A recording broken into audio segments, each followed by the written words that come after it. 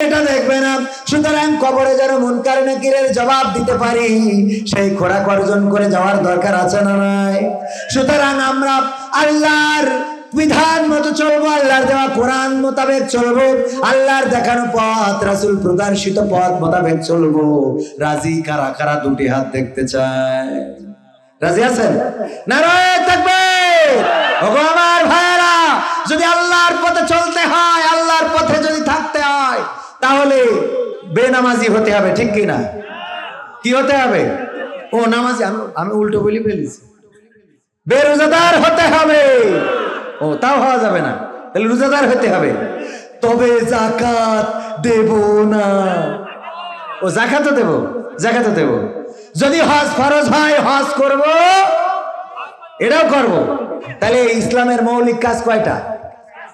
কয়টা? কালেমার পরে আর কয়টা থাকে?